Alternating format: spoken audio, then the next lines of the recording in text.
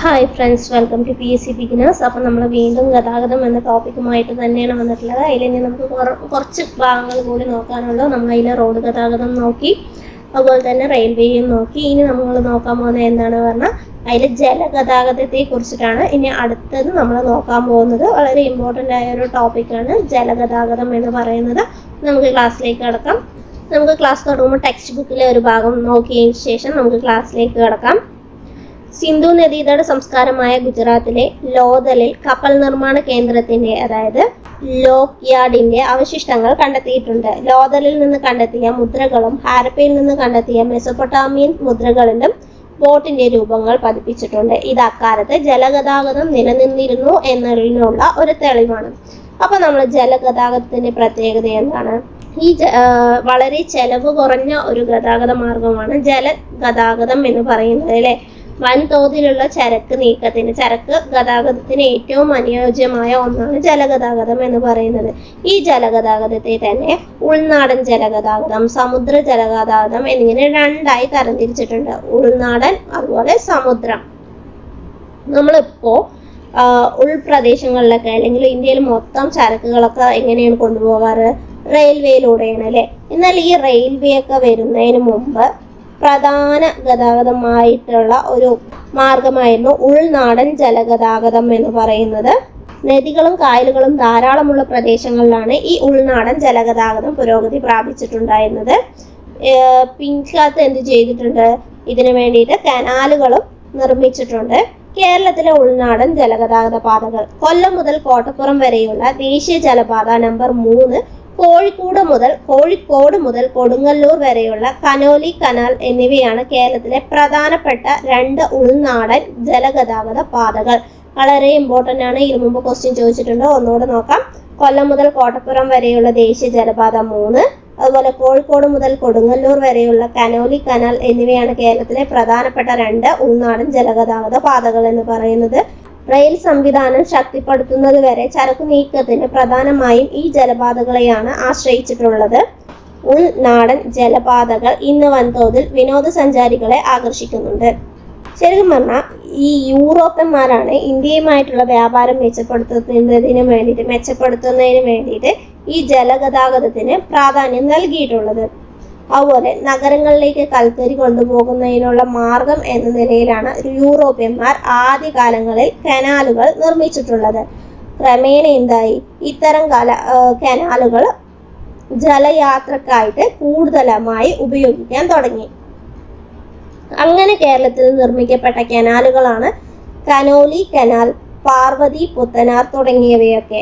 കിഴക്കിന്റെ Venice എന്നറിയപ്പെടുന്ന ആലപ്പുഴയിലെ ധാരാളം കനാലുകളുണ്ട്. അപ്പോൾ കിഴക്കിന്റെ വെനീസ് എന്നറിയപ്പെടുന്നത് ആലപ്പുഴയാണെന്ന് നമുക്കറിയാലേ.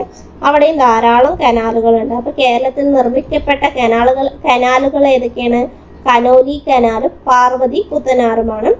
കനോലി കനാൽ ബ്രിട്ടീഷ് ഭരണകാലത്ത് മലബാർ ജില്ലാ കളക്ടർ ആയിരുന്ന HV കനോലി 1845 കോഴിക്കോട് മുതൽ കൊടുങ്ങല്ലൂർ വരെ വിശാലമായ ജലഗതാഗത മാർഗം എന്ന ആശയം മുന്നോട്ട് വെച്ചു.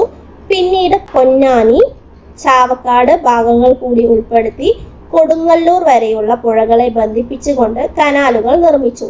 ഈ ജലപാത കനോലി കനാൽ എന്നറിയപ്പെടുന്നു. അപ്പൊ കനോലി കനാൽ എങ്ങനെയാണ്? ആരാണ് കൊണ്ടുവന്നത്? മലബാർ ജില്ലാ കളക്ടർ ആയിരുന്ന HV കനോലിയാണ്. 1845 കോഴിക്കോട് മുതൽ കൊടുങ്ങല്ലൂർ വരെയായിരുന്നു ആശയം പറഞ്ഞിട്ടുണ്ടായിരുന്നത്. പിന്നീട് അതിൽ പൊന്നാനി, ചാവക്കാട് ഭാഗങ്ങൾ കൂടി ഉൾപ്പെടുത്തി കൊടുങ്ങല്ലൂർ വരെയുള്ള പുഴകളെ ബന്ധിപ്പിച്ചുകൊണ്ട് കനാലുകൾ നിർമ്മിച്ചു. അതാണ് കനോലി കനാൽ. ഇനി എന്താണ് പാർവതി പുത്തനാർ എന്ന് പറയുന്നത്? തിരുവനന്തപുരം ജില്ലയിലെ വേളി, കടിഞ്ഞകുളം കായലുകളെ ബന്ധിപ്പിച്ചുകൊണ്ട് നിർമ്മിച്ച കനാൽ പാതയാണ് പാർവതി പുത്തനാർ. ഏതിനെയാണ്? വേളി, കടിഞ്ഞകുളം കായലുകളെ ബന്ധിപ്പിച്ചുകൊണ്ട് നിർമ്മിച്ച കനാൽ പാതയാണ് പാർവതി പുത്തനാർ എന്ന് പറയുന്നത്. പണ്ട് കാലത്തൊക്കെ രാജ്യാന്തര യാത്രകൾക്കും അതുപോലെ ചരക്ക് നീക്കത്തിനുമൊക്കെ ഏറ്റവും കൂടുതൽ ഉപയോഗിച്ചിട്ടുണ്ടായിരുന്ന ഏതാണ്? സമുദ്ര ഗതാഗതത്തെ ആയിരുന്നു അല്ലെ. കാറ്റിന്റെ ദിശാശക്തി കൊണ്ട് സഞ്ചരിക്കുന്ന പായ്ക്കപ്പലുകളുടെ കണ്ടുപിടുത്തമാണ് ഈ സമുദ്രയാത്രകളെ എന്ത് ചെയ്തിട്ടുള്ളത്? മെച്ചപ്പെടുത്തിയിട്ടുള്ളത്. അതോടെ എന്ത് ചെയ്തു? മറ്റു ദേശങ്ങൾക്കും ഇവരെ യാത്ര ചെയ്യാൻ തുടങ്ങി. അതുപോലെ തന്നെ ഈ ആവിയന്ത്രത്തിന്റെ കണ്ടുപിടുത്തം കൂടി വന്നതോടെ ആവിശക്തി ഉപയോഗിച്ചുകൊണ്ട് പ്രവർത്തിക്കുന്ന കപ്പലുകൾ നിർമ്മിക്കുകയും കടൽ യാത്ര കൂടുതൽ സുരക്ഷിതമാക്കുകയും ചെയ്തു. പിന്നീട് ഇന്ധനങ്ങളും ഉപയോഗിച്ച് കപ്പലുകൾ നിർമ്മിക്കപ്പെട്ടു. സമുദ്ര ജലഗതാഗതം സാധ്യമാകുന്നത് തീരദേശ ജലപാതകളിലൂടെയും അന്താരാഷ്ട്ര ജലപാതകളിലൂടെയുമാണ്. രാജ്യത്തിന്റെ തീരത്ത് സ്ഥിതി ചെയ്യുന്ന തുറമുഖങ്ങൾക്കിടയിൽ ചരക്കുകളെയും യാത്രക്കാരെയും കൊണ്ടുപോകുന്നത് തീരദേശ പാതകൾ വഴിയാണ്. എന്നാൽ മറ്റു രാജ്യങ്ങളുടെ തുറമുഖങ്ങൾക്കിടയിൽ ചരക്ക് നീക്കത്തിനും യാത്രക്കാരെ കൊണ്ടുപോകുന്നതിനും അന്താരാഷ്ട്ര ജലപാതയാണ് ഉപയോഗിക്കുന്നത്. ഈ ജലപാതയിലൂടെയാണ് ഇറക്കുമതിയും കയറ്റുമതിയും പ്രധാനമായും നടക്കുന്നത്. അപ്പോൾ ഈ ജലഗതാഗതത്തിന്റെ പ്രധാന പ്രത്യേകത എന്താണെന്നാണ് പറഞ്ഞത്? ഏറ്റവും ചെലവ് കുറഞ്ഞ ഗതാഗതമാണ്. വൻതോതിൽ ചരക്ക് കൊണ്ടുപോകാൻ നമുക്ക് വഴിയും ഇന്ധനക്ഷമതയും പരിസ്ഥിതി സൗഹാർദ്ദപരമായ ഗതാഗത മാർഗമാണ് ജലഗതാഗതം എന്ന് പറയുന്നത്. അന്താരാഷ്ട്ര വ്യാപാരത്തിന് യോജിച്ച ഗതാഗതം എന്ന് പറയുന്നത് എന്താണ്? ജലഗതാഗതമാണ് അല്ലെ. 2016 ദേശീയ ജലപാത നിയമം അനുസരിച്ചിട്ട് ഇന്ത്യയില് നിലവില് 11 ജലപാതകളാണുള്ളത്. എത്രണ്ണാണ്? 11 ഉള്ളത്. ഈ ജലപാതത്തിന് നമ്മൾ പറഞ്ഞു ഉൾനാടൻ അല്ലെങ്കിൽ സമുദ്രം എന്നിങ്ങനെ തരംതിരിക്കാം എന്ന് നമ്മൾ പറഞ്ഞു അല്ലെ. അതിൽ ഇന്ത്യൻ ഉൾനാടൻ ജലഗതാഗതത്തിന്റെ മേൽനോട്ടം വഹിക്കുന്നത് ആരാണെന്ന് ചോദിച്ചു പറഞ്ഞാൽ IWAI എന്ന് പറയും. ഇൻലാൻഡ് വാട്ടർവേസ് അതോറിറ്റി ഓഫ് ഇന്ത്യയാണ് ഇന്ത്യയിലെ ഉൾനാടൻ ജലഗതാഗതത്തിന്റെ മേൽനോട്ടം വഹിക്കുന്നത്. 1986 ഒക്ടോബർ 27 ഇത് സ്ഥാപിതമായത്. ഇതിന്റെ ആസ്ഥാനം എവിടെയെന്ന് ചോദിച്ചാൽ ഉത്തർപ്രദേശിലെ നോയിഡയിലാണ് ഇതിന്റെ ആസ്ഥാനം എന്ന് പറയുന്നത്. ഇവരുടെ ലക്ഷ്യം എന്താണ്? ദേശീയ ജലപാതകളുടെ വികസനം, നിയന്ത്രണം, പരിപാലനം എന്നിവയൊക്കെയാണ് ഇവരുടെ ലക്ഷ്യമായിട്ട് വരുന്നത്. ഈ IWAI അല്ലെങ്കിൽ ഇൻലാൻഡ് വാട്ടർവേസ് അതോറിറ്റി ഏതിന് കീഴിലാണ് വർക്ക് ചെയ്യുന്നത് അല്ലെ പ്രവർത്തിക്കുന്നത് എന്ന് ചോദിച്ചാൽ ministry of port, shipping and waterways എന്ന മന്ത്രാലയത്തിന് കീഴിലാണ് ഇത് വർക്ക് ചെയ്യുന്നത്. ഇനി കേന്ദ്ര ഉൾനാടൻ ജലഗതാഗത കോർപ്പറേഷന്റെ ആസ്ഥാനം എവിടെയെന്ന് ചോദിച്ചു പറഞ്ഞാൽ അത് കൊൽക്കത്തയിലാണ്. എപ്പോഴാണ് നിലവിൽ വന്നത് എന്ന് ചോദിച്ചാൽ 1967 അത് നിലവിൽ വന്നത്. ദേശീയ ഉൾനാടൻ ജലഗതാഗത ഇൻസ്റ്റിറ്റ്യൂട്ടിന്റെ ആസ്ഥാനം ചോദിക്കുകയാണ് പറഞ്ഞാൽ അത് പാറ്റ്നയിലാണ്. 2004 അത് നിലവിൽ വന്നത്. എപ്പോഴാണ് നിലവിൽ വന്നത്? 2004 അത് നിലവിൽ വന്നത്. പാറ്റ്ന എവിടെയാണ്? ബീഹാറിലാണ് അല്ലെ. ഇന്ത്യയിലെ ഉൾനാടൻ ജലഗതാഗത പാതകളുടെ ദൈർഘ്യം എന്ന് പറയുന്നത് 14,500 കിലോമീറ്റർ ആണ്. 14,500 കിലോമീറ്റർ ആണ് അതിന്റെ ദൈർഘ്യം എന്ന് പറയുന്നത്. ദേശീയ ജലപാത നിയമത്തിന് രാഷ്ട്രപതി അംഗീകാരം നൽകിയത് 2016 മാർച്ച് 25 ഇന്ത്യയിലെ ആദ്യത്തെ ജലപാത എന്താണ്? NW1 നാഷണൽ വാട്ടർവേ 1 എന്നാണ് ഇന്ത്യയുടെ ആദ്യ ജലപാത എന്ന് പറയുന്നത്. ഇന്ത്യയിലെ ഏറ്റവും നീളം കൂടിയ ജലപാതയാണ് ഈ NW1 എന്ന് പറയുന്നത്. കേരളത്തിലെ സംസ്ഥാന ജലഗതാഗത വകുപ്പ് നിലവിൽ വന്നത് 1968 അപ്പൊ നമുക്ക് ഈ NW1 കുറിച്ച് നമ്മൾ പറയുന്നുണ്ട് കേട്ടോ. അപ്പോൾ ഈ NW3 അത് നമ്മൾ നേരത്തെ പറഞ്ഞു അല്ലെ, കൊല്ലം മുതൽ കോഴിക്കോട് വരെയാണ് NW3 ഉള്ളത്. അത് ചോദിച്ചിട്ടുണ്ട്, ഇമ്പോർട്ടന്റ് ആണ്. വെസ്റ്റ് കോസ്റ്റ് കനാൽ എന്നറിയപ്പെടുന്നത് ഈ NW3 ആണ്.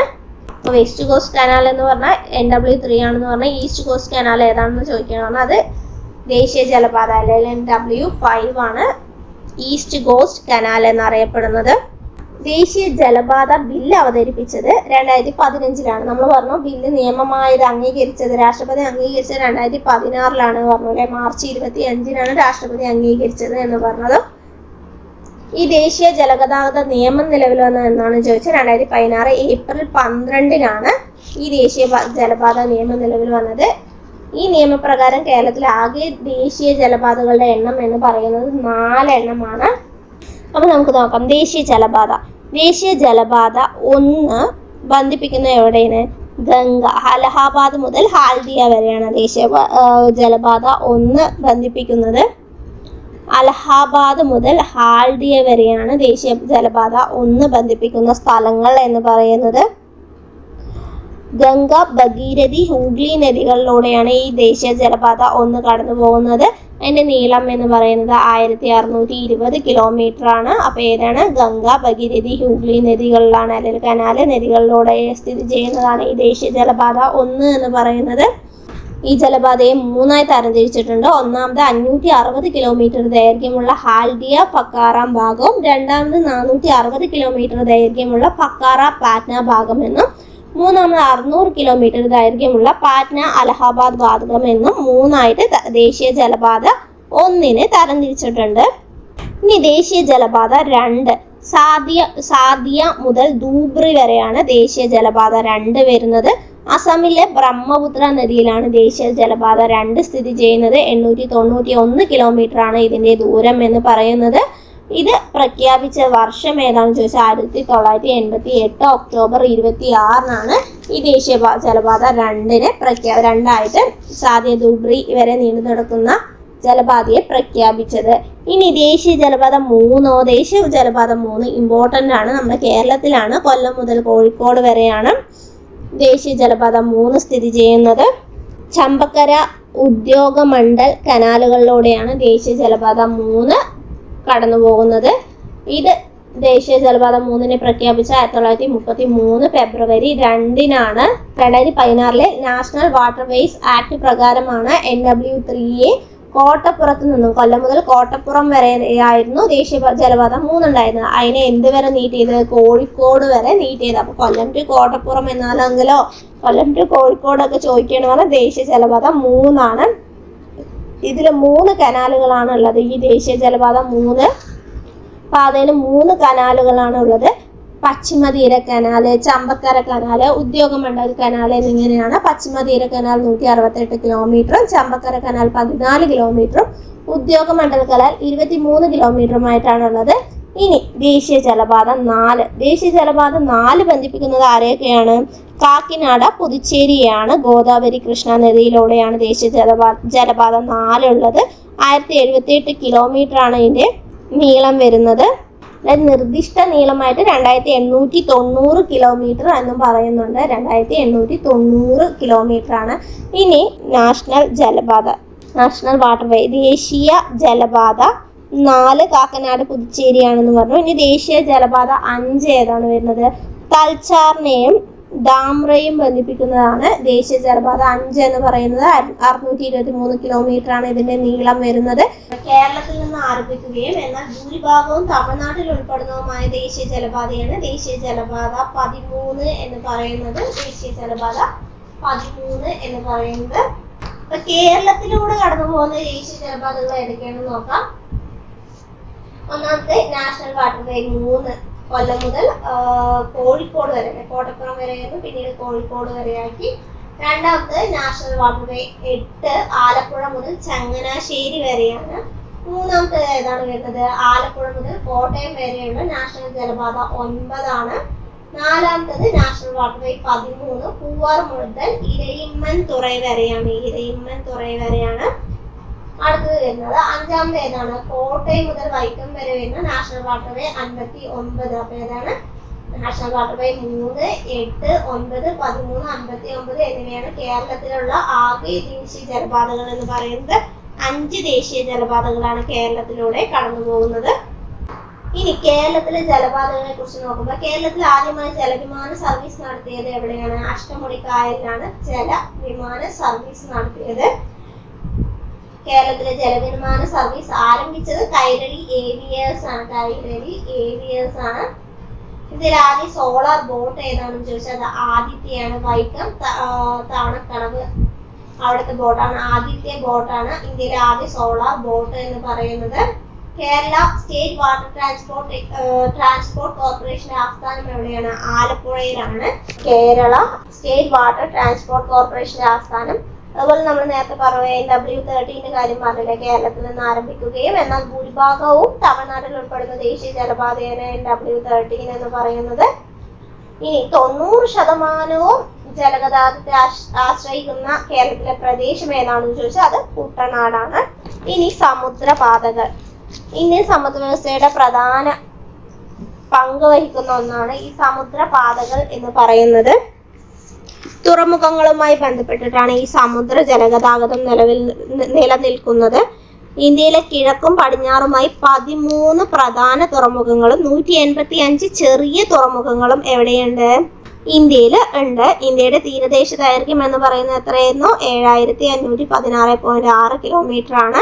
അപ്പൊ ലാസ്റ്റ് 13 തുറമുഖങ്ങളിൽ 13ാമതായി വന്ന തുറമുഖം ഏതാണ്? 2010 നിലവിൽ വന്ന പോർട്ട് ബ്ലെയർ തുറമുഖമാണ്.